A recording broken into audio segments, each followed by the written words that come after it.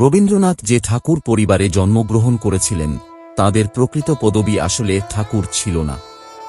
এবার মনে নিশ্চয়ই প্রশ্ন আসবে, তাহলে কি ছিল ঠাকুর বংশের আসল পদবি?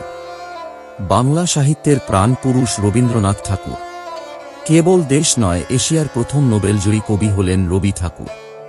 তিনি একাধারে কবি, চিত্রশিল্পী, প্রাবন্ধিক, ঔপন্যাসিক, সাহিত্যিক, ছোট গল্পকার, সঙ্গীত রচয়িতা, সুরকার, নাট্যকার ও দার্শনিক ছিলেন।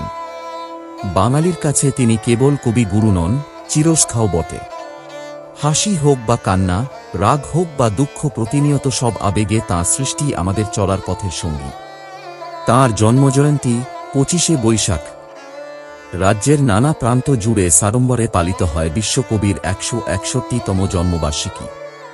1268 বঙ্গাব্দের 25শে বৈশাখ, ইংরেজির 1861 সালের 7ই মে, কলকাতার জোড়াসাঁকোর ঠাকুর পরিবারে জন্মগ্রহণ করেন রবীন্দ্রনাথ। তাঁর অমর সৃষ্টি আজও বাঙালির কাছে সমানভাবে প্রাসঙ্গিক। মানুষের নানা আবেগ, অনুভূতি, আকাঙ্ক্ষা, অভিব্যক্তির প্রকাশ ঘটেছে তাঁর রচনায়। কবিগুরুর জন্মজয়ন্তীর উদযাপন আসলে বাঙালির আবেগের উদযাপন। তাঁর সৃষ্টির মধ্যেই আমরা কোথাও না কোথাও খুঁজে পাই আমাদের অনুভূতির মুক্তি।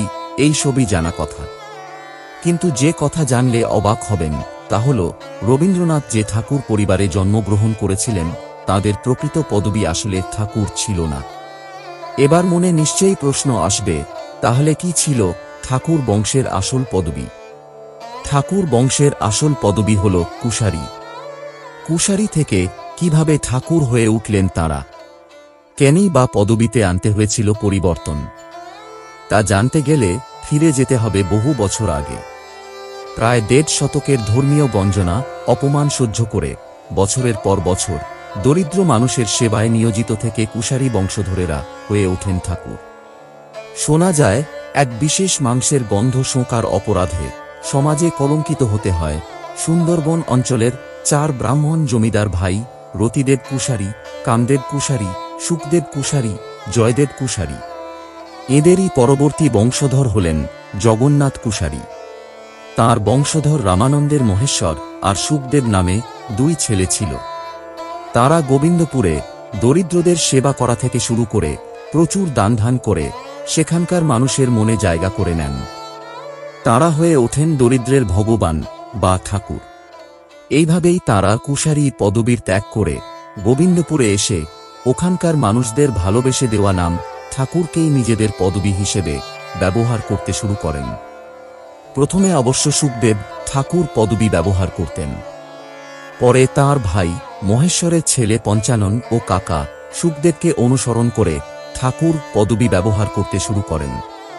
পরে এই বংশেরই এক বংশধর নীলমণি তৎকালীন সময়ের জোড়াবাগান অঞ্চলের বিখ্যাত ধনী ব্যবসায়ী বৈষ্ণবচরণ শেঠের ঘনিষ্ঠ বন্ধু হয়ে ওঠেন। বৈষ্ণবচরণ শেঠ নীলমণিকে বর্তমানের জোড়াসাঁকোয় 1.5 বিঘা জমি বন্ধুত্বের উপহার হিসেবে দেন। তিনি চান যাতে তাঁর পরম মিত্র সেখানেই বাড়ি করে থাকেন।